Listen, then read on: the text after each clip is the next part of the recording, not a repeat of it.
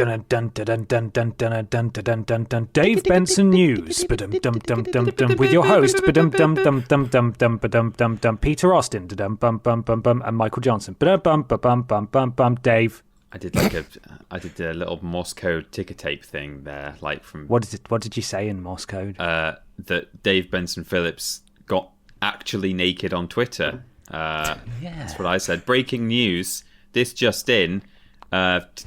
Some days ago, Dave Benson Phillips, as in memoriam of the late Terry Jones, the late great Terry Jones, posted a video that he made apparently some time ago, where he's on an actual stage in a real theatre somewhere, playing the organ, and as it rises out of the stage, it reveals his fully naked body.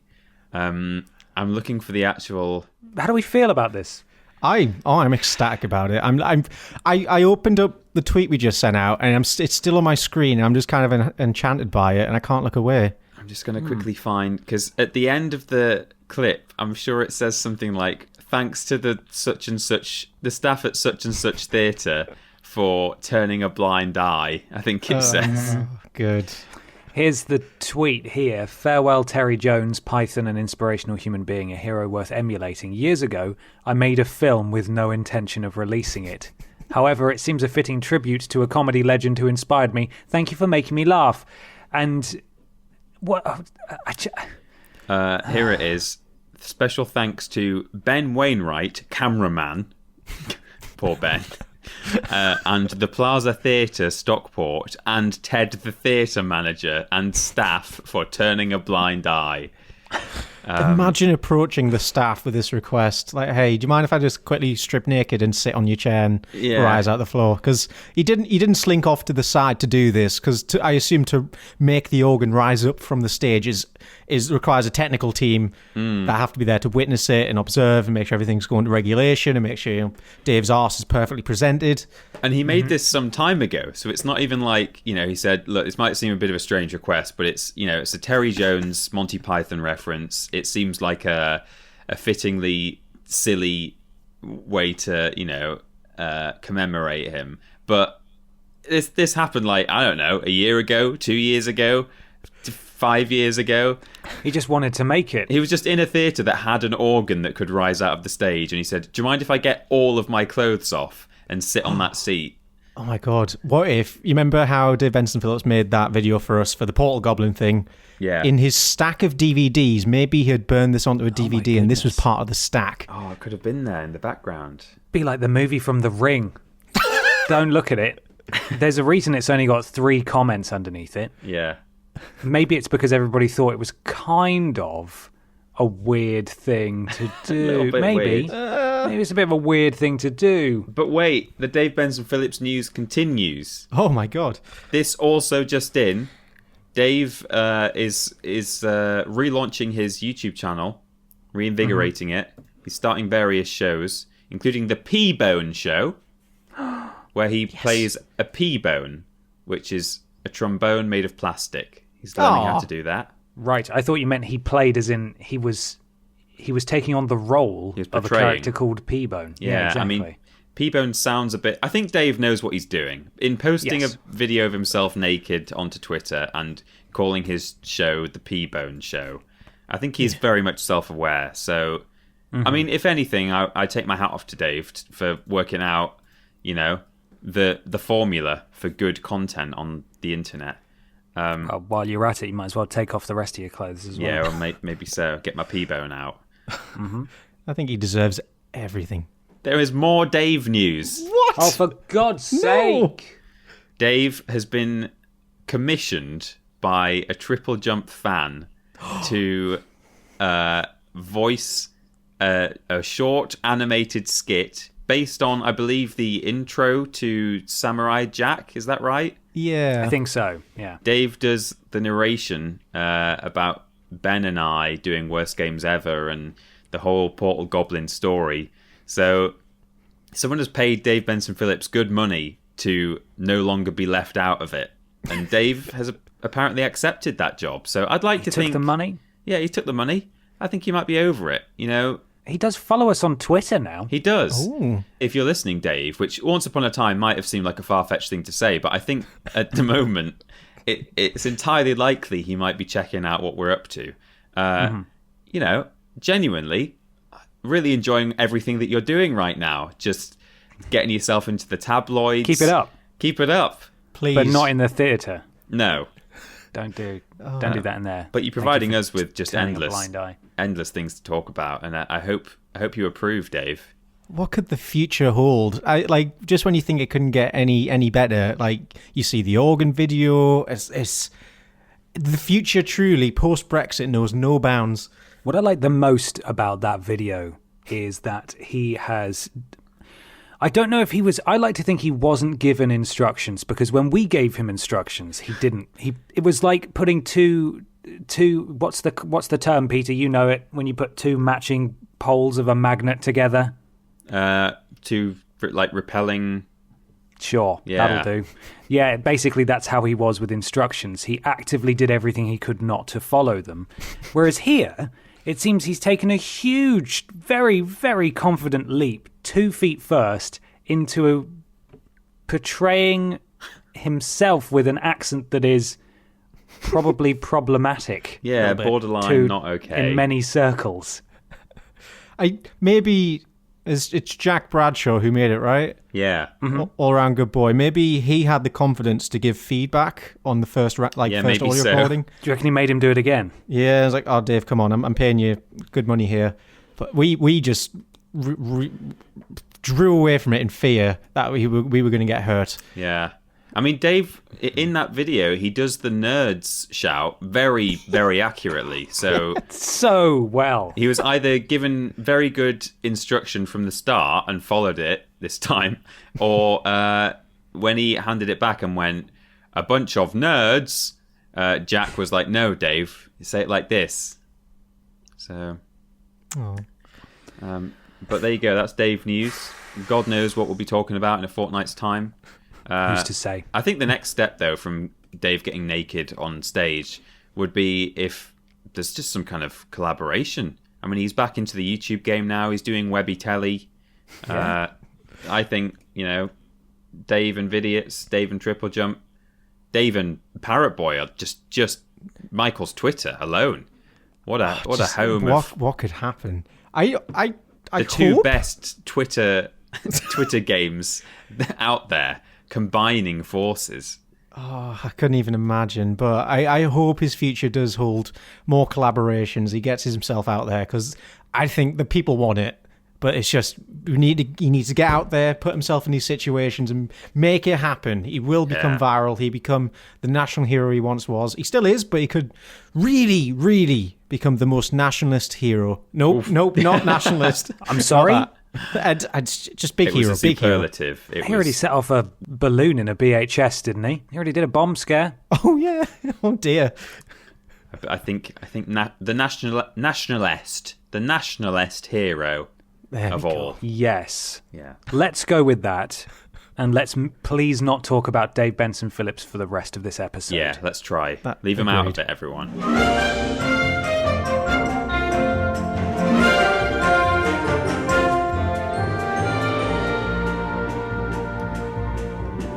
Hello, everybody, and welcome to Podiots, the official Boom. Vidiots Boom. podcast. Boom. It's a conversational podcast where we take some questions from you at home and obey the law of the 3 Rs, where everybody brings a thing along to talk about. I'm Ben. I'm Peter. And I'm Michael. Now, Michael, we'll fucking get to you in a minute, okay? Dad, no, please. We'll talk to you in a minute. Don't even worry about it. It might even be the first question we've got. So you just sit there and you think about what you've done. I want to stop thinking, please. No, it's there for everyone to see. We'll talk about you in a minute. Okay. How is everyone though? Are we good? How we We're doing? good. Yeah, fantastic. It's a Wednesday evening. We're out of Europe. Do you feel wealthier now? I've forgotten. Don't keep talking about it. I mean, we're in Europe. Yeah. It's okay. There's a transition period of 11 months where we can still pretend that we're European. My dad came back from, I think he was in Germany, on the first day after we left the EU. And when he got home, I said, "Oh, did you have to go through the non-EU immigration?" And he said, "No, you just go through the same one because it's transition period." So nothing's changed, really. No. Right. It's just like that just stamp of embarrassing. condemnation, really, isn't it? Yeah. Yeah. This is the embarrassing moment before it truly becomes a bit shit. Yeah. It's like NASA put out a statement, there's a meteorite heading towards Earth and there's going to be total global annihilation in about 364 days. Enjoy. Oh, thank God. Got time. That's a treat, that one. Before we begin the show with a question from Twitter, would you guys like to know who is in the Podron Squadron this week? Fuck yeah. Absolutely. These amazing, powerful, sexy, brilliant, good at sports people have financially supported us over at streamlabs.com/Vidiots official. If you donate any amount, it's very much appreciated. You get a shout out at the beginning and at the end of the show. It helps us keep doing it and also allows us to occasionally buy things we shouldn't, like a pigeon tattoo or a Spider-Man PS4 or... I don't really know what Peter treats himself to. A trip to a castle. Yeah, trip to a castle. There we go. I don't have to pay. I'm a member. Membership to the National Well, there you go, Trust. the membership. Yeah. It's unlimited castles. Yeah. So let's have a look at all these castles here. We've got Doncosis, Callum Story, Dave Benson, Hetty Bo Betty, Prince Beefcakes, Snossages, Katiekins Solo. Thank you so much for a very, very, very generous donation. Thank you, Katiekins.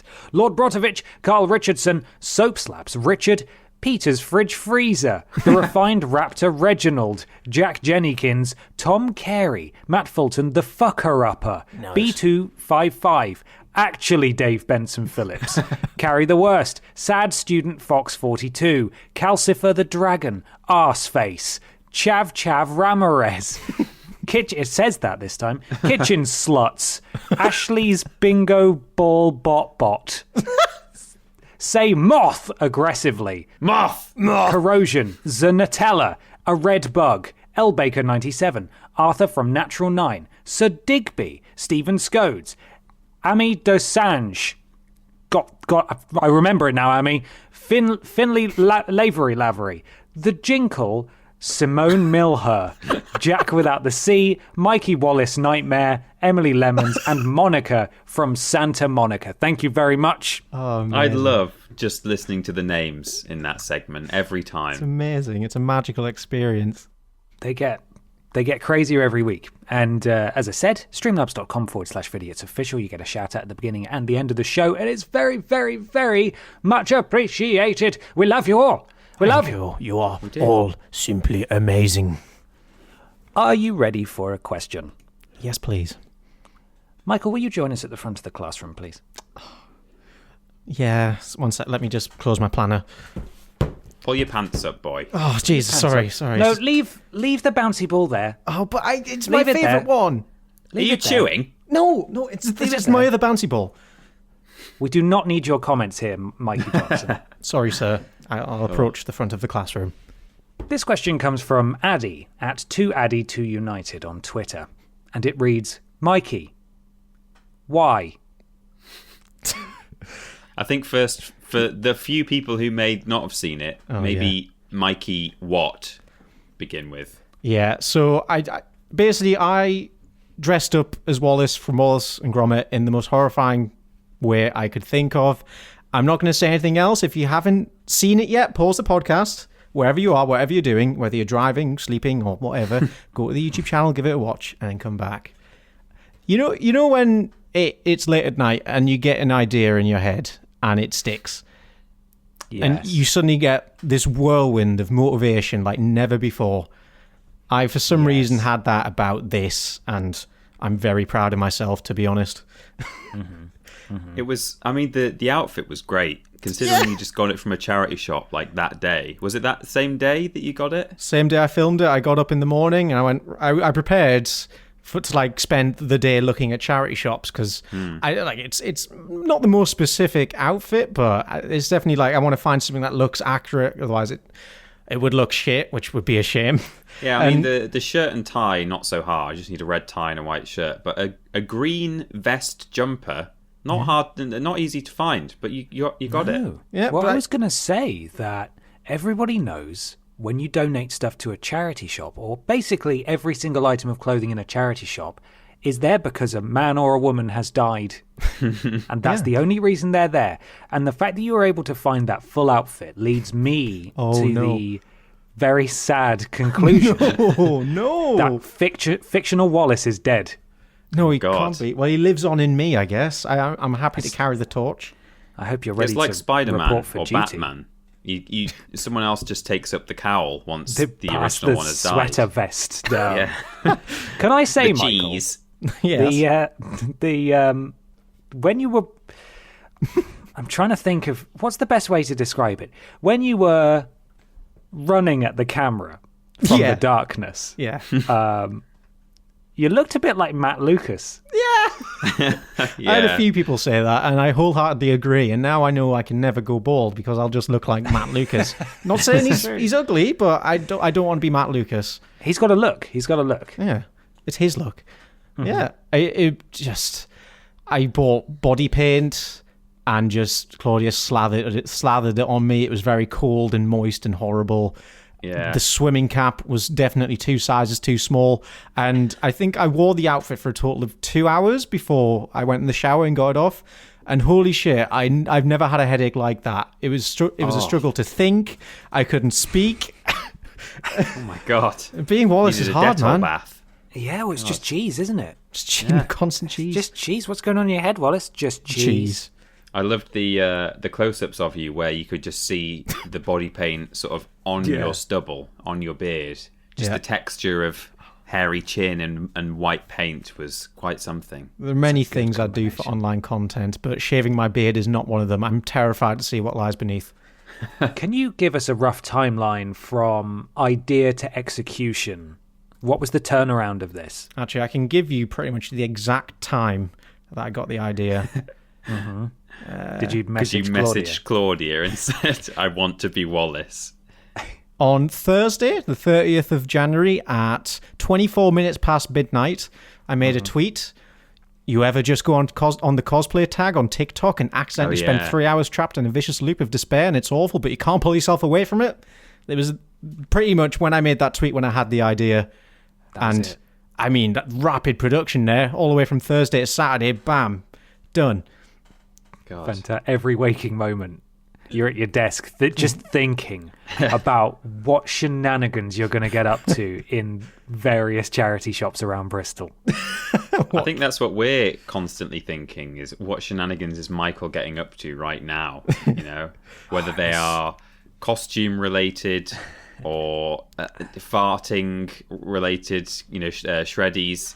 It could be anything. He could be making a video where he farts 72 times. 74, actually, Peter. 74. Oh, wow, sorry. This is the magical thing, though, is that Peter and I had to waive all responsibility when we moved away. Yeah. And we don't have the time or the creative sort of juices left over to apply to these sorts of things in our spare time anymore. Because we used to do it full-time for Vidiots, and now we have to run triple jump like it's an actual business. Yeah. And so when we come home, we just want to watch TV. And Michael's like, no, I'm not done yet. I've still got plans. Yeah. It's a treat. I feel just like a member of the Vidiots audience now. I can just come home, and once in a blue moon, there's a new video to watch. It's Is this what 2018 was like? God, we spoiled people, didn't we? Jesus, madness. What a treat. You never knew what those crazy kids were going to get up to next. That's why I made this one a stealth release, because I was like, I don't want to say the video, and I don't want to say, hey, heads up, I'm just going to make a video where I dress as Wallace, because I mean, that's a weird message to receive.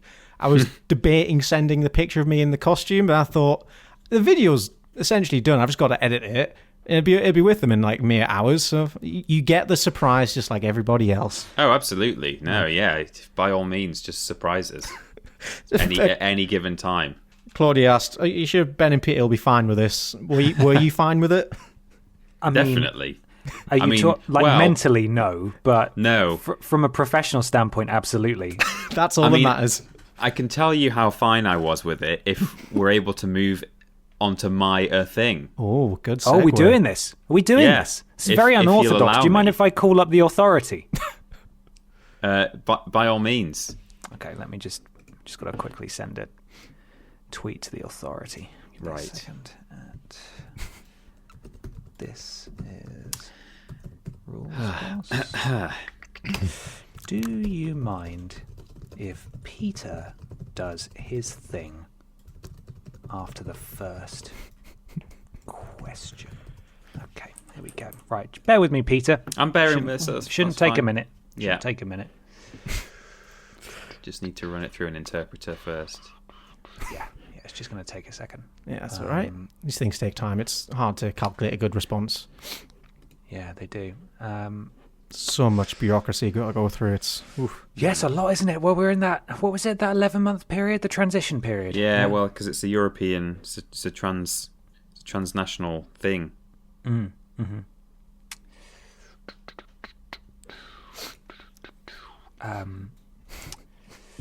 Oh, yeah, Michael. Yeah.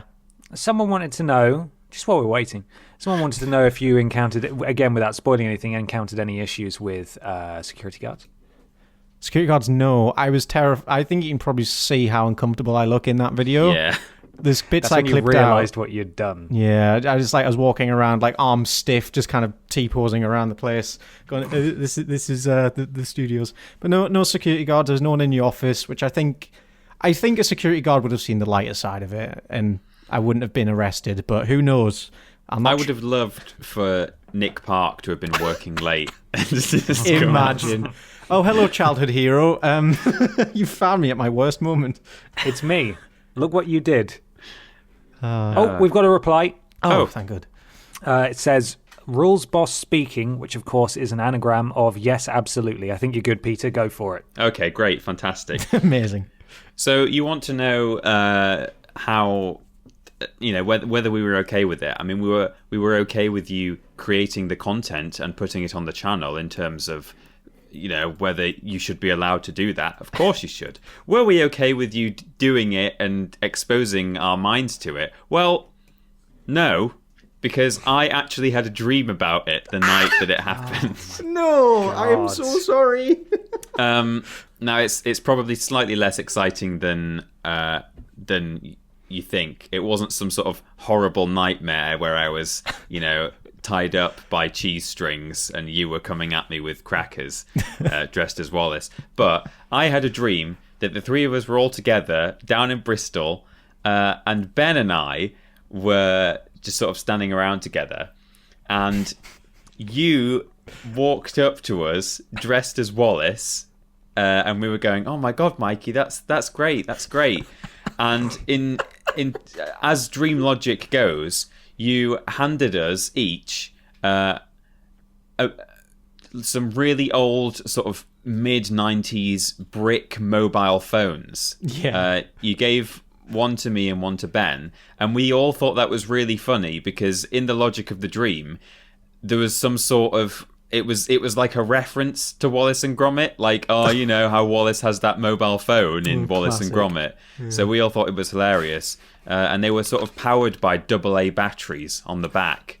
Nice. So my thing was not just to tell you that slightly unexciting, not really nightmare about the Wallace costume. I mean, the fact that I'm permeating your dreams is enough for me. Well, absolutely. But my thing was to ask you guys, do you have any super scary nightmares that you've ever had, or like a recurring dream, or just a really strange dream that you remember? Because we've not really talked about dreams that much that we've had. And I think, a lot of people have stories about nightmares they used to have. I have a very similar dream, like in a similar vein to the one you've just talked about, Peter, in that when I released the fart video, I think a couple of nights later, I had a stress dream where I went to work and I was fired and everyone was really angry with me and I've never felt so bad. Oh, no. To the point where I woke up on the morning and it took me a few minutes for me to realise, I'm not actually fired, I've still got a job. Oh, it's like... And I put my professional career on the line for this shit, and it haunts my dreams as well as yours. Oh, Peter, yes. quick question about your dream where we yeah. met Wallace. Hashtag make Ben fast in 2020. Yes. Hashtag New Year fast me. Yeah. How fast was I in the dream? I'm afraid we were both just sort of standing together. Or was I standing stationary. fast? Oh yeah, you were standing real fast, and I'm sure Okay. you grabbed the mid-1990s bad mobile phone with 2 AA batteries in the back of it really quickly, really fast. Good. From Thank Wallace. you. I needed that. Thank you. Yeah. And we were just so amused because it's the Wallace thing, isn't it? You know how he carries around 2 bad mobile phones. We would thought, oh, Mikey, oh, you've gone the whole hog. You've even he's got the really 2 done mobile phones. Did he try to make a call and then say, "Oh, there's something wrong with the controls"? Oh, if only. And we all laughed and high-fived. That's beautiful. I had a nightmare as a child when I was about 7 years old, maybe, that has stuck with me in my head. I occasionally have. I don't really remember my dreams very often, like nowadays. But I sometimes wake up from a bit of a recurring theme, even though it takes place in different places, where I'm climbing up like a steep hill, and the more I climb, the steeper it gets. But I sort of commit to the climb until it ends up like a vertical cliff face, and I'm climbing up this cliff for far too long before I realise, I'm getting really high now. And it actually starts to bend backwards, so I'm almost climbing like the underside of something. And then I look down, and I'm like 80 feet off the ground. Oh my God. But that's not the nightmare I was about to describe from when I was 7 years old, which was I woke up in my bedroom, so I thought I was awake. I went into my parents' bedroom, because in the house I lived in as a child, the upstairs bathroom was just an ensuite off their bedroom, and we had one downstairs, but we used to just go through my parents' bedroom and go to their ensuite. They didn't really mind. And I walked into their bedroom, and they weren't there, and it was really dark. No one was in the house, and I was like, what's going on? Where is everyone? And suddenly I spotted in the darkness next to me this like horrible little like 3-foot kind of goblin-y elfy man. He didn't have like big like bat ears, like big goblin ears. He was basically like humanoid, but with just like a pointy nose and like You from the future. Yeah, it was me from the future if I was a sort of creature. And in his hand, he had a plastic Frankenstein mask that belonged to my brother. And I think you mean Frankenstein's monster. I do. I absolutely didn't know. It was a mask of the doctor. No, it wasn't. It was the monster. Your brother had excellent taste. Yeah. And the goblin grabbed me by the shoulder in one hand, and with the other hand, he had the mask on his hand, and he sort of pushed it against my stomach, and I could feel his claws like coming through the mask just into my stomach. Oh my God. And he just made this noise. He went like, "Ah," like that. And then I woke up, and it was just the most horrific, vivid nightmare I've ever had in my life. Oh my God. What does that mean? I don't know. I don't want to know. Has the he mask, ever visited you again? the goblin, the empty house, the noise. It's extra terrifying because it's that layer of you wake up thinking it's reality. It's just like your house, but in a dream you're not aware, and then suddenly goblin. That's the best kind of dream where you don't know if it's real or not. He got me, that goblin boy. What about you, Ben? Do you have you ever had like a nightmare that stuck with you, or? I mean, entirely possibly, but I'm very good at repressing things and not remembering them when I wake up. I also don't dream very often. I just sleep and then wake up. I tend to do that. Speaking of stress dreams, I did have one last year. You remember that time I'd finished streaming on a Tuesday? I had like turned off the computer or whatever, or at least I'd stopped streaming. And then I went back upstairs. You came downstairs to do a voiceover. Yeah. And somehow it started to stream again. And we're not entirely sure how, because I'd stopped streaming. And Peter was being live streamed from the corner of the room, just the audio of him doing a voiceover. And we started to get tweets saying, I don't think this is meant to happen. And so I came running downstairs and I stopped the stream. And from then on, we've been very, very, very particular about muting the microphone. Making sure the microphone's off. Preferably the computer is just off. Yeah. Yeah. But that night, for some reason, I had a stress dream about it. And I thought there was a camera in my room and everyone was watching me in bed. Oh, God. And I couldn't shake it. And oh, God, it freaked me out. And I had a horrible, horrible night's sleep. Just because Jesus. Peter was nearly caught on camera saying something without even knowing he was on stream. Potentially, he could have been caught saying something that he didn't think anyone else was going to hear. I could have been. Because, from time to time, I just get, mad about just, stupid things. If there's, noise from the other office across the hall or... or if I'm just incapable of reading that day, I'll go, oh, what's this fucking sentence? Who wrote this fucking sentence? Unfortunately, even though we were streaming for probably, I don't remember, 10 minutes maybe. Oh my God. Nothing incriminating came out of my mouth, other than the fact that I just kept flubbing lines. I did retakes of a line 10 times, and I was like, oh God. That all went out live. And the chat as well. I saw the chat afterwards and people were just all talking to each other going, should we tell him? Oh no, I want to keep hearing it. And then when we stopped the stream, they were like, oh, I think he found out that he was streaming. I was like, fuck you guys. Fuck sake. You. Fuck you. Yeah, that was, it wasn't even me being streamed, but that, I don't know why. It really fucked me up. Gave you a stress stream. The thought of that, was really frightening. I didn't like it at all. Well, there we go. Nightmares. Absolutely. That was fun. Thanks, Peter. Yeah. Thank you, Mikey, for the... yours, it wasn't a nightmare, the one with you in. I got a free phone out of it, to be honest. So. But it's led to us recounting our horrors. So thank you, Peter really Austin.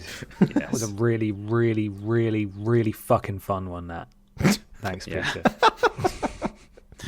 Let's move on to another question. This is from Seren at Undead Swine on Twitter. Very important question. What shape do you cut your sandwiches and or toast into? The world needs to know. Oh. Triangles. Triangle. Oh, that is the superior shape. Well, actually, triangles for toast. Yep. But, actually, not even that. What? Triangles for buttered toast or I don't have jam toast very often, but if it's just a slice of toast... with spread on it, triangles. Yeah. If it's an actual real life sandwich or even a toast sandwich with cheese in, oblongs, rectangles. Oh. You're a fucking oblong. Is there a reason for that, or is it just purely just something you do? It's just out of habit, I think. Or if there's cheese in if there's cheese in a sandwich, then if I cut it down the middle, I'm cutting right between two slices of cheese, so I don't have a really tiny, if you cut diagonally, you end up with tiny little pieces in the corners where you've bisected the edge of a slice. So that's why I do rectangles for sandwiches. Circles. You guys are idiots. Whoa! Yeah. You ever had a circular sandwich? Fuck, that sounds. I guess. Is that more efficient? I mean, no. There's so much wastage, but.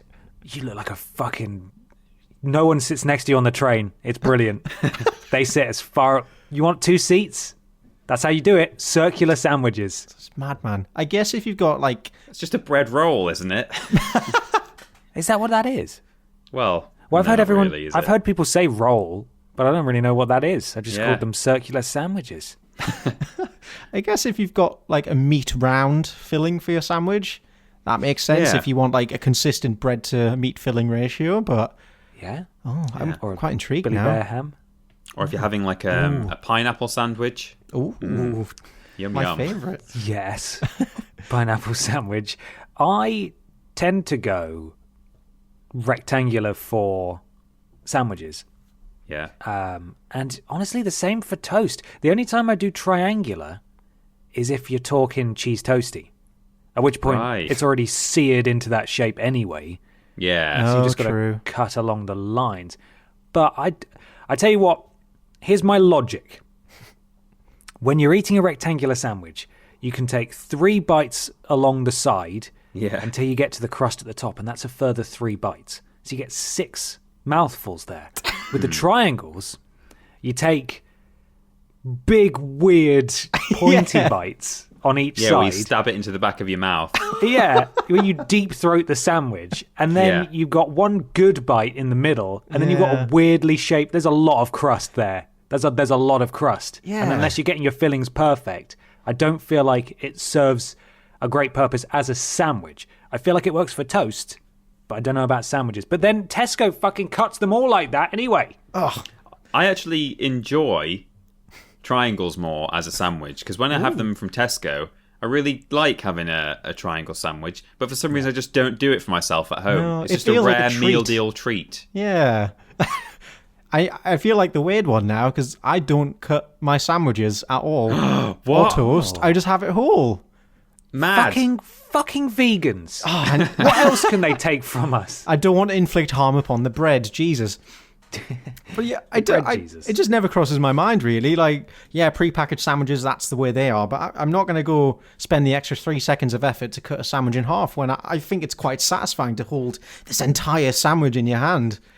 You feel To be powerful. fair, something slightly weird that I do is if I have cheese on toast, not like a toasted sandwich, but it's just a single slice of bread with cheese on top of it, I eat that with a knife and fork. So Oof. that's pretty wild. Fancy boy over here. I just think that's despicable, really. Yeah. I haven't had a cheese toastie forever. I now really, really want a cheese toastie. I sometimes have one on a weekend to treat myself. Yeah, it's a weekend thing, isn't it? Toasties. Yeah. Never have a toastie on a weekday. What are you, fucking lunatic? It's madness. He's got time for that. So many crumbs. Deceptively messy Yeah. making a toastie. Do you ever clean out your cheese toastie maker, or do you just sort of leave it? Oh, I don't have a cheese. I used to have a cheese toastie maker. I just You grill. I briefly toast a piece of bread till it's only just turning into toast, because you don't want to overdo it, otherwise it'll burn in the oven. And then I just grill it. I put cheese on it and stick it under the grill. maybe it's like, you know, those Chinese teapots where they've been unwashed for hundreds of years and they've kind of got this layer of tea on them which helps add to the flavour. Yeah. Is that what you'd be going for if you didn't clean your cheese toastie maker? Well, I mean, I do clean it, but usually it's just a cursory wipe around with a piece of kitchen roll because it's such a pain in the arse to clean. Yeah. It stays hot for so long. Yeah. And then it's such an awkward shape that you can't clean it easily. So you just sort of leave it. It's fine. Yeah, it's fine. I mean, you're still alive, so it's not done any damage yet. Yes, it's not hurt me, has it? I'm fine. Great. Well, we put the world to right there, didn't we? We did. Take that. Would you like a question or a thing? I'm happy to do my thing. Go on then.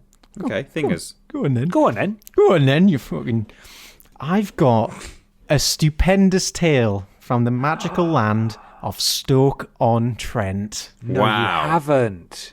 Historic town on the River Trent. It's more than just a historic town on the River Trent now. This will completely change your perception of this wonderful, wonderful place.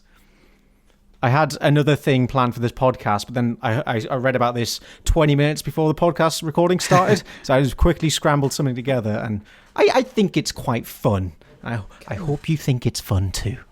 Okay. In June 2001, Laura Buxton, who was almost 10 at the time, released a red balloon into the air over her hometown of Stoke-on-Trent. On one side of the balloon, she had written, "Please return to Laura Buxton," and on the other side, she had written her home address. A few weeks later, a man 140 miles away in Milton Lilburn found the balloon stuck in the hedge that separated his farm from his next-door neighbours. He was about to discard the balloon until he noticed the name and address, and immediately he took the balloon round to his neighbour's house and showed it to the 10-year-old girl who lived there, whose name was also Laura Buxton. What? Oh, Oh my god, she can travel through space. fucking magic. Laura Buxton from Milton Lilburn wrote Laura Buxton from Stoke-on-Trent to let her know that she'd found the balloon. The two girls got in touch by telephone, and the coincidence was amusing and harmless enough that the girls' parents arranged for them to meet face to face. Whereupon, they discovered a number of similarities beyond the two girls sharing a name. I don't know why I'm making this spooky. It just kind of gives it more dramatic effect. It is a bit spooky. They were both girls. No. When they met up, they realised the girls ended up being the same height, which was unusual because they were both quite tall for their age. They both had brown hair and wore it in a very similar style. They both had 3-year-old black Labrador retrievers as pets at home, as well as both having grey pet rabbits. Is it Lindsay Lohan? Oh my God, it's Freaky Friday. No, not Freaky Friday. Parent Trap. Yeah. There we go, that one. Or Transformers, I get confused. Transformers, that's the one. Wait, that's Megan Fox. What am I talking about? No, same person. It's yeah, fine. It's fine. When they both saw each other in person, they realised they were wearing similar outfits comprised of pink sweaters and jeans. Ooh. Oh, what are the odds? A 10-year-old girl wearing jeans and a jumper. How unimaginable. I'm going to have a stress nightmare about this. I think this is the main detail of this that I find quite fun, is when they both went to meet up, they both brought along their pet guinea pigs, who happened to be the same colour and had the same orange markings on their hindquarters. Wow. That's the other stuff. Yeah, whatever. Like, girls are all kind of the same, but the guinea pig, that's undeniable proof of something funky going on. That's true. The Matrix is fucked up. Yeah. It was almost as if the two Laura Buxtons were the same person. Ooh. I now I'm reading it out loud. It's not as impressive as it was when I first read it. I was like, oh, that's cool. Like, yeah, I'm impressed. And I was like, at the beginning is impressive enough on its own. Just she releases a balloon. It travels 30 miles, did you say? Yeah, and yeah. lands next door to a girl with the same name who's the same age. That's very a statistical unlikely. anomaly, to say the least. And I did do my research. This is real. It's all confirmed. I did extensive research. I loaded up Snopes.com and typed in the name, and it was there. Big tick mark saying, yeah, I'm going to fact check. I don't want to be spreading lies. Reminds me of a friend of mine said that I didn't actually see this program, but they said it was a program where they reunited identical twins who'd been separated at birth. Ooh. And these two men got brought together through this program, and when they met, I think at an airport, they were wearing almost an identical outfit, and they wore their hair in the same way, and when they sat down, they had like the same mannerisms and stuff. Now that obviously makes a bit more sense biologically because they're identical twins, so maybe there's genetic predisposition, but it's still really interesting that you can raise identical twins far apart from each other and that they can still grow up to be very similar. Like they were sitting and they were just stirring their coffee nervously. Like they weren't stirring it to stir it. They were just, they had like one of those little plastic stirrers, and just sort of swirling their coffee just as a habit, and they were both doing it, which is just a weird little nuanced habit for two effectively random people to have, but because they were twins, hundreds of miles of separation didn't stop them both having that. I'm sure twins operate on a special wavelength where no matter where they are in the world, they've got this little thing that connects them and just makes them the same. They share experiences, they all end up the same, and I think that's very weird. It's absolute proof of that, and it's scientific fact now.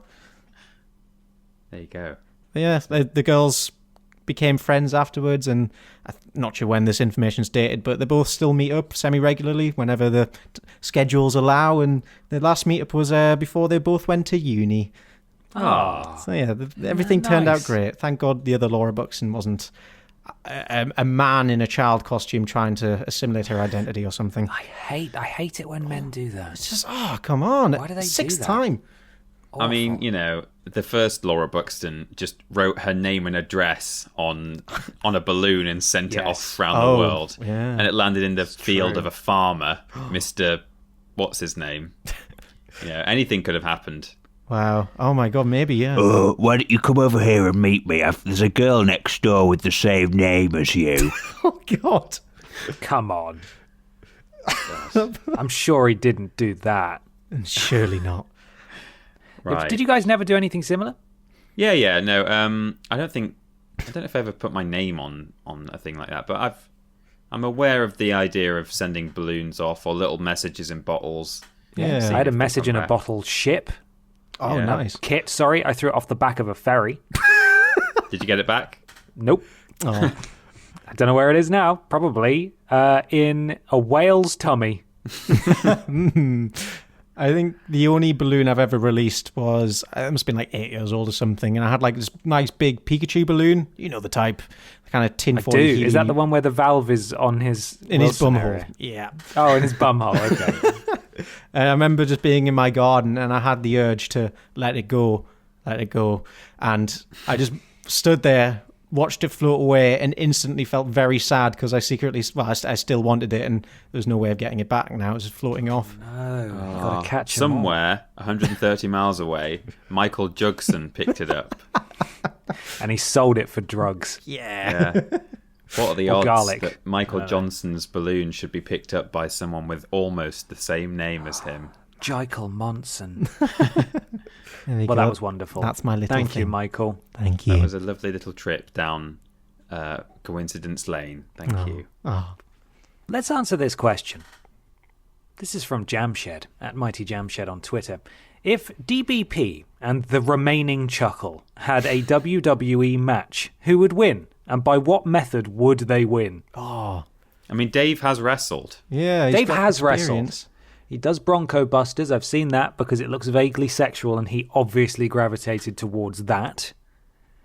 Because why wouldn't he? Yeah. I feel like Mr. Chuckle, they grew up in Rotherham, the north. I feel like they didn't have an easy upbringing, so I think they're hardened to the world a bit. They don't take no shit. Well, he doesn't Maybe. take no shit.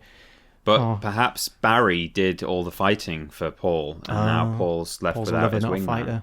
That's true. But maybe it could be some kind of handicap match where it's Dave Benson Phillips, but it's Paul with Barry, the ghost. What, as he is now, or the ghost Yes, of him? the ghost. Dear. The ghost. Okay. Have you not? I mean, I know you haven't, but in wrestling, Vince McMahon, Mr. Wrestling, once teamed up.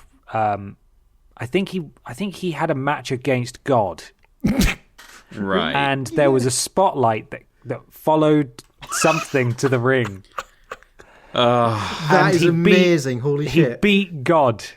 he beat him. He beat God. Wow. I'm fairly sure he was in a feud with Shawn Michaels, who was recently very Christian, Yeah. who'd worked through some stuff and come out the other side of it. And so Vince McMahon had a match against his beloved God and beat him. Wow. So there is previous for this. Stranger things have happened in wrestling. Oh, they absolutely. have. If Paul wanted to team with Barry, he could. Yeah. Anything's And I'm possible. just saying that might throw Dave off.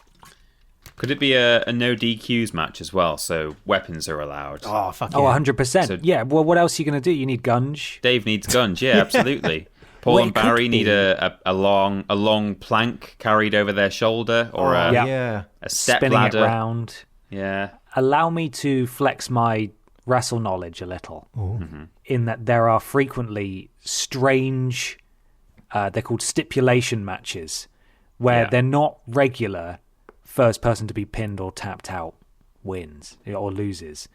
They're strange things. There was famously one, I think it was called Judy Bagwell on a pole match, where one of the wrestlers' mums was, or on a forklift or something, and they had to get her down or something. I'm not entirely sure what the context was. The point is, you can make up pretty much any kind of match that's relevant to the participants. So we could come up with it could just be the gunge tank match, kind of Yeah. like a buried alive match where the first person to get gunged loses.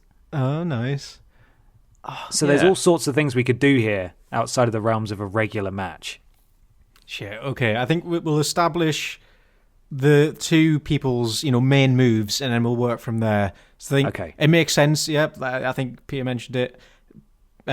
Paul has a slapstick approach where he picks up things, whacks him over the head, and Dave has to have gunge. That is like the slippery element of it makes it into a real chaos match while Paul's trying to whip around with a ladder, falls over, whacks himself out. I Yeah. think that's a good solid start for a match. Okay. What else has Dave got going for him, though? I mean, like he has wrestled, so he knows He's got some actual DVDs. moves. DVDs, Stack bomb of threats. DVDs. Yeah. They could fall over those, maybe.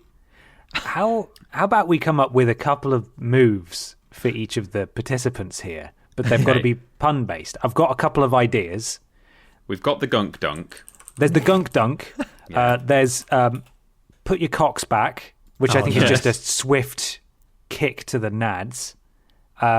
Maybe Paul could do to knee to you, and he just knees them in the face. Like it. Yeah.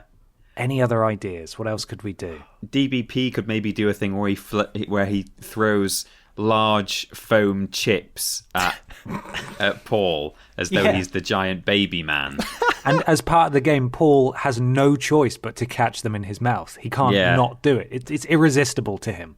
Mm-hmm. Paul does the chuckle slam in place of his choke slam.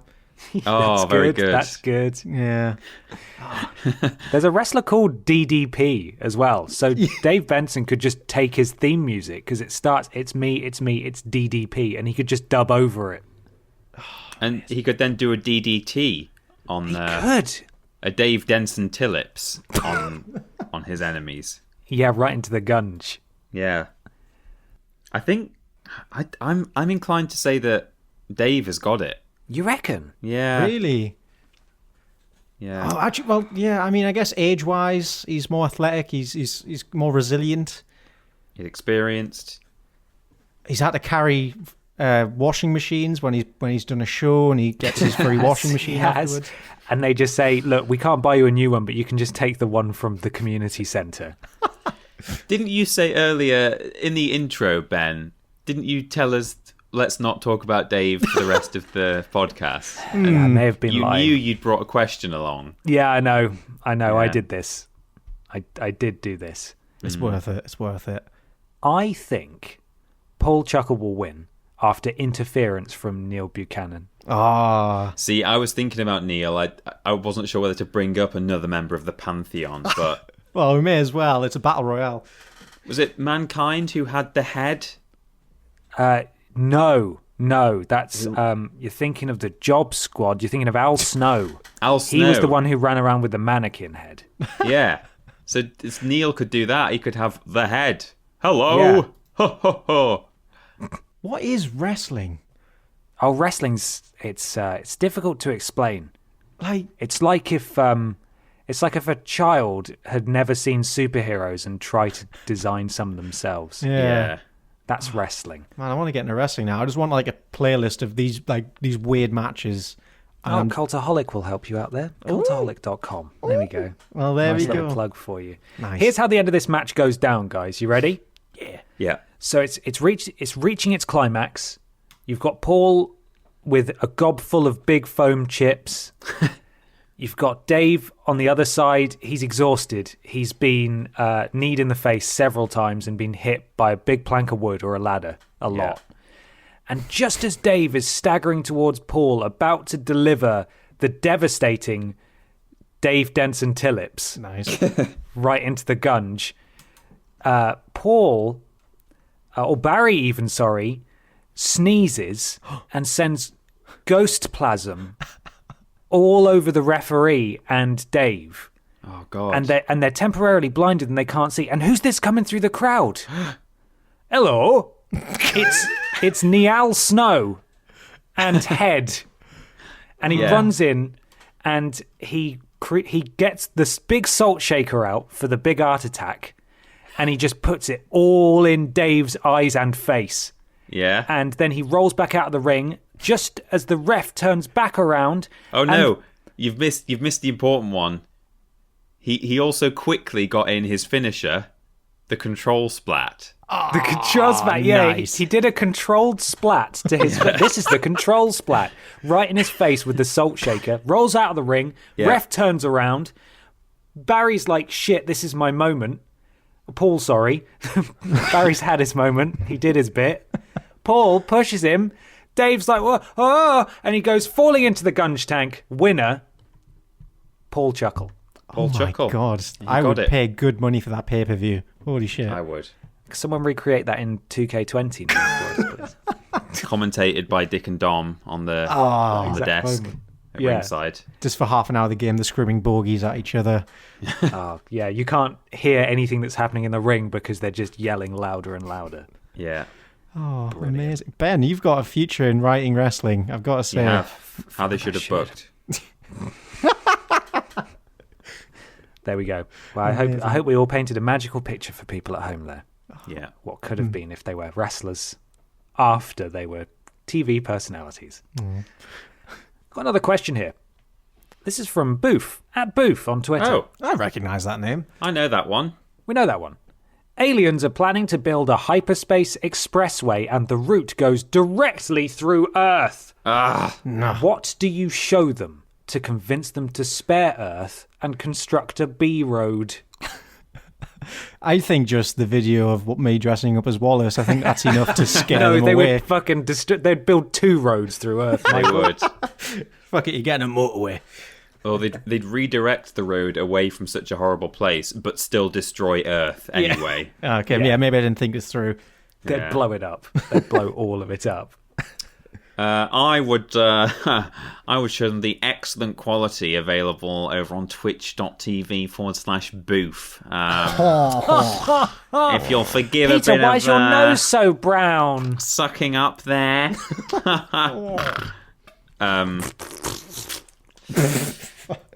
I don't know. Our channel, just everything about it. Yeah, why not? Yeah, that's Yeah. the ultimate high-level art form. That's it. I Yeah. think the video of Dave rising out of the stage naked on an organ would probably have similar effects to Michael's video. Yeah. Yeah. Oh, what if we show them the danger of traffic by showing them that Peter gets hit by a car 1 and 2? Yeah, we And could. then they'll be like, actually, no more cars. Yeah, What these about- are bad. the cover headline of the time that the seagull vomited on Dave Benson Phillips's car. Shit on his car. Shit on his car. Well, it did both, didn't it? As I It took a recall. vomit and a shit.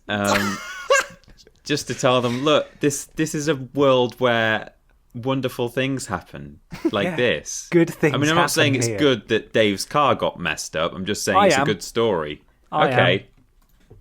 What was the name of that chihuahua that got stolen a while ago? Oh, I'll find out for you. Hang Fuck. on. Tiny or something. I'm just thinking Benji. maybe the seagull who took that chihuahua knew of this incoming plan for destruction for Earth and so took the chihuahua up to the space aliens, presented it to them, and it restored their faith in our ability to be a good planet.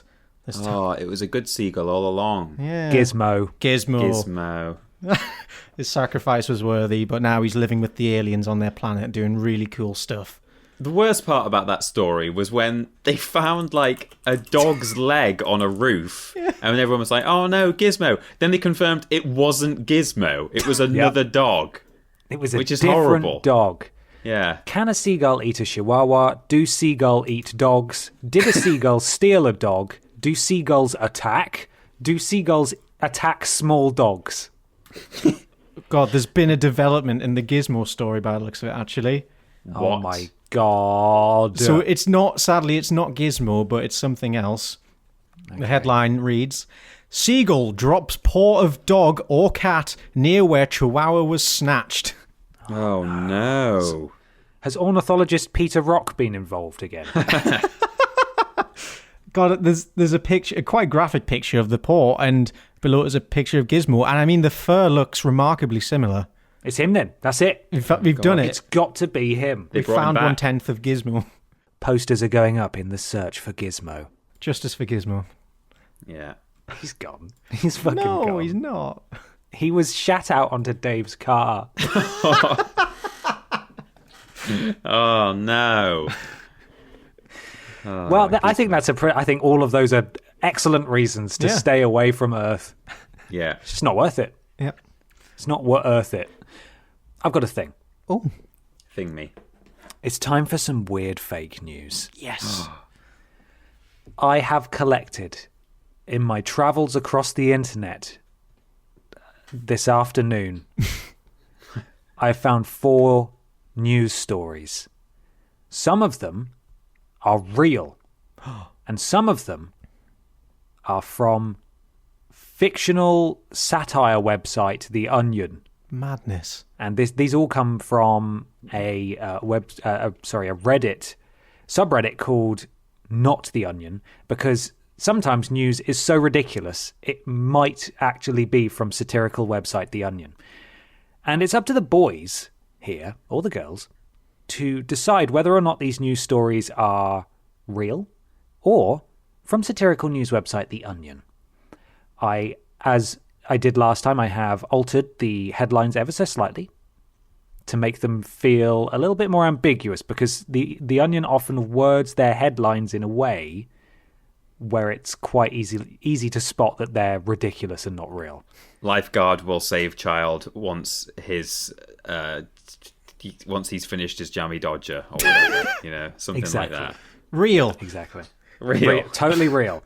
Are you guys ready? Yeah. Here is the first headline. I will run through them. I'll allow you to comment on each one, and then I'll run back through them, and you can tell me whether or not you think they're real. Okay? Great. Sick. Blind man's vision returns after bravely being hit by a car on level crossing. Bravely. Bravely. What a hero that man who crashed into the blind man was. On a level crossing. So there could have been a train involved, or a car, and a blind man. There's 3 modes of transport all meeting together on one spot. In my head, I've got this picture of a blind man accidentally going onto a level crossing when a train is fast approaching, and so this hero slammed into him with the car to get him out of the path of the speeding train. I think that's Bravely. bravely knocked down a blind man. That's Okay. the important thing here. Next one. Yep. Fiona the hippo attempts to make Super Bowl pick, vomits on Kansas City. Oh, no. I mean, That sounds... Well, the first half of it's a bit out there, but the second half, a rhino vomiting on Kansas City, just as in the city? Hippo. Plausible. a hippo. I think it vomited on sort of the logo of... no. I'm guessing... Remember that octopus that predicted the World Cup until like the semi-finals or something? Yeah. I think some zoo will be doing that again, and they've placed like melons on different crests of teams, and then the hippo came in, and instead of picking up a melon, it just vomited. I will probably say that one is real when the time comes. I'm going to say it's real, but for a different reason, just because the name Fiona for a hippo sounds so perfect. It's too perfect to not be real. Yeah. Florida troopers find narcotics in a bag labelled bag full of drugs. It's Florida. It has to be true. Oh, I hope that's true. Florida man's at it again. And Brilliant. finally, Iranian factory makes handy US and Israeli flags to burn. Wait, what does? Iranian factory makes handy US and Israeli flags to burn. I love that phrasing. Handy. I like the idea, but I think that sounds onionish to me. Oh, Sounds like a reworded onion. I'm unsure. I think when we recount them all, I'll make my decision. Yeah. Okay. It's time. Let's start at the top. Blind man's vision returns after bravely being hit by a car on level crossing. That bravely is throwing me off. Yeah, that's... I think I'll say... Although, what would the onion version be if this was an onion? Like, where's the joke there? Maybe it has to be real. I can't say it as an Onion article. Is it real? Yeah, I'll say real. A Polish man who was blind for more than 2 decades is reportedly able to see again after being hit by a car on a zebra crossing. Oh, a zebra crossing. Oh. Okay. It's actually real. Although the traffic accident took place in 2018, Goraj was recently interviewed by Polsat News, where he said his sight had been perfect in all the time since being hit by the car. Wow. That's crazy. There we go. It's real. Wow. It's a real, Holy shit. real story. Real story. Next headline. Fiona the hippo attempts to make Super Bowl pick, vomits on Kansas City. I think this is true. Yeah, fuck it. Go on, Fiona. The world's favourite hippo has made her Super Bowl pick, or at least she attempted to Thursday afternoon at the Cincinnati Zoo. Fiona, the Nile hippopotamus, now 3 years old, attempted to pick between the Kansas City Chiefs and the San Francisco 49ers. The The portly princess was placed in front of 2 enrichment items, each emblazoned with the logo of a Super Bowl team. The 1,200-pound toddler... What is it? What is so many slams on this hippo? The fat idiot was expected to press her snout to one of the items, indicating her favourite to win, a feat that was sure to influence odds makers across the globe. But fate had other plans, as Fiona had just eaten lunch. The hippo heartthrob instead vomited freshly chewed veggies atop the Kansas City logo. Freshly chewed veggies. She's trying to lose weight as well. Stop shaming her. Was that a sarcastic remark about the fact that the hippo's choice is affecting bookies' odds around the world? Or is that actually happening? That's sarcastic, surely. I think this is well, I hope so. I don't know. I don't know. It could be real. I'd like to think so. God. I'd like to think so. So that's real. Nice. 2 for 2 so far, boys. Ooh. Next one. Florida troopers find narcotics in bag labelled bag of drugs. That to me makes sense, because who's going to actually think there's drugs in the bag with the word drugs and drugs on it? I'm saying solid true. Can you remind me what the last story was? The final one? The final one, yeah. Yes, it is. Iranian factory makes handy US and Israeli flags to burn. Okay, well, I'll say that this one is also real, because I think that one is fake. I know they could both be fake, but yeah. Okay. Yeah. 2 men were not discreet in their plans to sell drugs in the Florida Panhandle, according to officials. The Florida Highway Patrol arrested 2 men suspected of drug trafficking after troopers pulled them over on Saturday and found drugs in a bag labelled bag full of drugs. Note to self, do not traffic your illegal narcotics in bags labelled bags full of drugs. Our canines can read, the Santa Rosa County Sheriff's Office posted Monday night on social media. It's just a little canvas bag it's printed on it. It says bag full of drugs. Oh, amazing. It's not even just drugs. Like, it's bag full of drugs. It's full of drugs. You could just write drugs on the bag and you go, oh yeah, that's my bag of drugs. But no. It's a bag full of drugs. Absolutely brimming with druggages. Just arrest me. Arrest me now. Final one. Iranian factory makes handy US and Israeli flags to burn. False, but... Yeah, this sounds like an onion thing. So you're both saying onion? Yeah. Business is booming at Iran's largest flag factory, which makes US, British and Israeli flags for Iranian protesters to burn. At the factory in the town of Khomeini, southwest of the capital Tehran, young men and women print the flags by hand, then hang them up to dry. The factory produces about 2,000 US and Israeli flags a month in its busiest periods, and more than 1.5 million square feet of flags a year. Wow. There we go. That is real. There were no Onion articles this time. Oh, you sneaky boy. Very sneaky. I got you. But you guys did great. That was a tough one. You are devious. They're all true. Can I loop back to the first story where the blind guy was cured? Yes. So I was listening to a podcast the other day, and they were talking about something similar, where back in like the 20s, to cure deafness, they would prescribe people terrifying plane rides. Oh my God. Because there is like occasions where, like ailments like being deaf, being blind can be purely psychological. And I think they tried it once. I don't know how the idea started, but they just said, just go on this plane ride. And so the pilot just took him up high and started dive bombing him, taking him all over the place. Eventually it cured it. And so from that point on, it kind of became a semi-regular cure sometimes to try and like heal people. And fucking hell. There was like pilots who advertised on their business cards that they are, doctor incentivized, they're allowed to do this kind of procedure. Wow. Jesus. So I guess it makes it maybe the fear of getting run over just take something in his brain. Maybe. He did also suffer head trauma, it sounds like, as well. So I mean, there's a lot of... Yeah, that's probably more likely. There's stuff about, obviously you can get a head injury and lose certain abilities, but also you can get head injuries and, regain them. Or there's really weird stories of people who go to bed, they like have a stroke or a bleed on the brain in the night, and when they wake up, they're speaking with like a French accent, or yes, terrifying. Suddenly they really like knitting. Like they just love which knitting. is, of course, a disorder Yeah, definitely. that needs to be cured. Yeah, absolutely.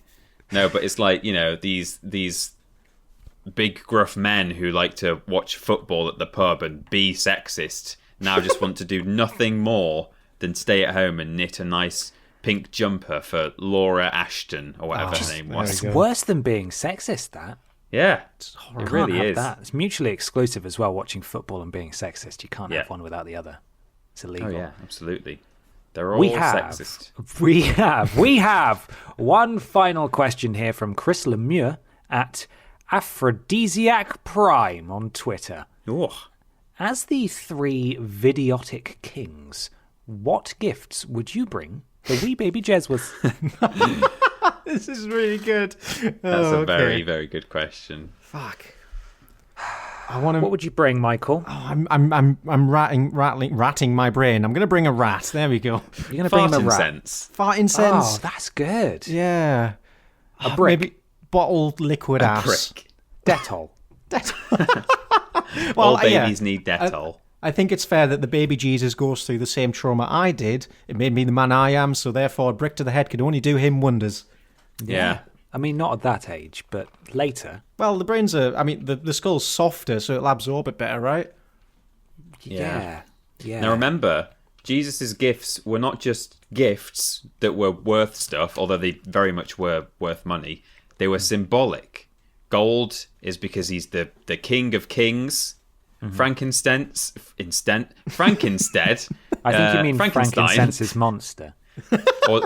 or frankincense's monster. Yes, it was for because it's like a priest religious thing. He's the Messiah or whatever. He's not the Messiah. And then the myrrh is what you put on a dead body. So that's about his death. Oh, fun. I had to go to church every Sunday for 16 years, so I know these things. Shall we pick out gifts that represent that same symbolism? Ooh. Yeah, but in the Vidiots world. Yeah. In the Vidiots world, yeah. So, representing death, Dave Benson Phillips ascending on an organ. I'm gonna give him a signed Dave Benson Phillips headshot. I'm gonna give him a crucifix on wheels so that he can do some mad tricks on his pedal bike. Yeah. So he can just go down hills really fast and maybe just shred some steel, you know what I'm saying? Shred some concrete. That's what they do, isn't it? You were a skater, Mikey, you know this. Yeah, you're absolutely spot on there. Damn, how long have you been skating for? Oh, hours. To represent death, maybe we could just give him any Vidiots branded merchandise. Yeah. There we go. Vidiots is not dying; it's just going to be dead for 3 days, and then it will come back to life again and With a shit ascend post, into heaven. dressed as Wallace. Yeah, Why don't we get in one of those weird phone cases that we never signed off on that for some reason are on the US Yeah. Yogscast store, and I don't know where they came from. gold. What about being a king? The briefcase. Yeah, Yeah. Yeah, there's a lot of power in that. there Still is. got that somewhere. Hey, would anybody like to buy that? Does anybody want it? Let us know. Please, someone take it off our hands. Oh yeah, Just at we still Peter's have parents' that. house at the moment. I think. It is. Yeah, it's in my bedroom at my parents' place. I keep all my Vidiots, stuff in there, little models and friends and things that people have made and art. For when you're ready to run away from home and you want to Yeah, run one just grab convenient that. place, It's all packed. ready to go. Billy Clay Walrus is in there. Oh. Yeah. Oh yeah, I forgot about that poor boy. Oh. Hope he's okay.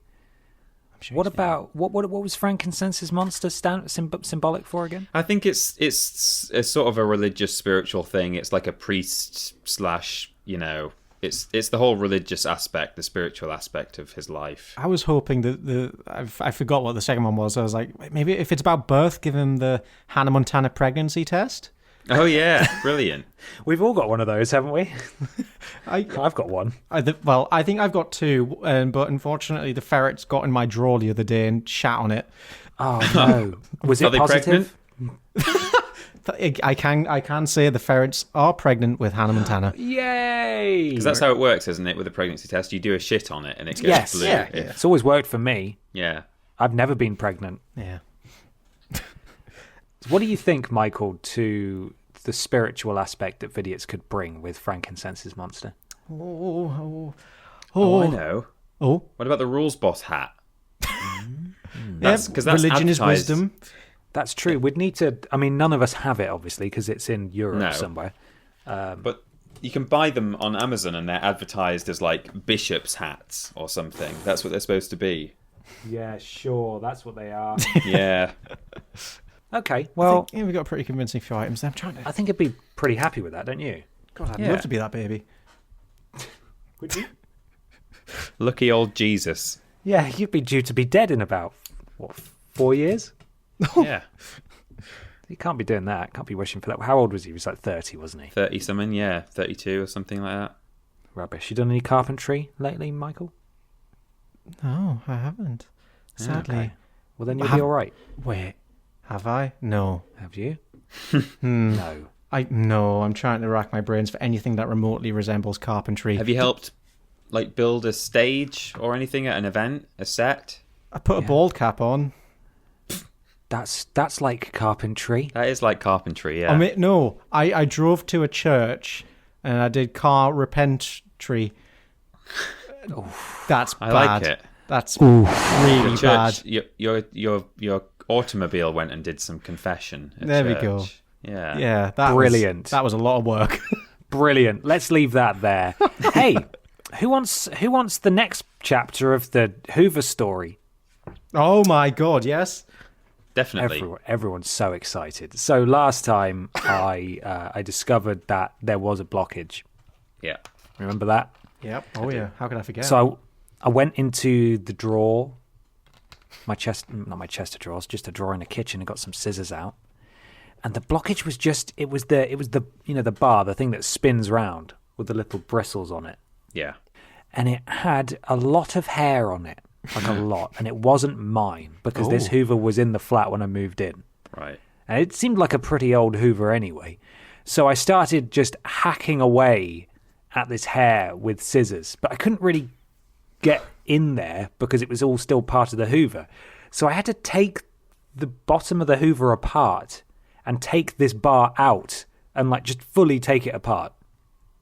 At which point I was able to get more purchase on snipping off this hair, but it was so tightly wound round that it was like it had become part of the bar anyway. Right. So I was cutting it off, and it was disgusting because it was, other people's hair, basically. Years and years of strangers' hair. And I was just having to cut it off and cut it all loose. And eventually I cut it all off. And that's all for now. For now, is there more? Oh, there's more. Oh my god, this is going to be like a 10-parter. It's very exciting. Try to contain yourselves at home, everyone. I know it's very, very good. It's leaving me more in anticipation than half of a Rosie and Jim cassette tape did. Oh, nice. Well, I'm not going to leave you waiting a year. Don't worry. I'm not going to leave you waiting a year. Let's move on then to the end of the show. And we want to talk about store.yogscast.com. That's a place where you can go and buy merchandise. Isn't it right, Michael? You're goddamn right it is. If you go to store.yogscast.com, you can find the Vidiots store where we've got all sorts of lovely things. And the best bit, the absolute best bit, is if you use code Vidiots, that's Vidiots, at checkout, you'll get 10% off absolutely everything on the Yogscast store.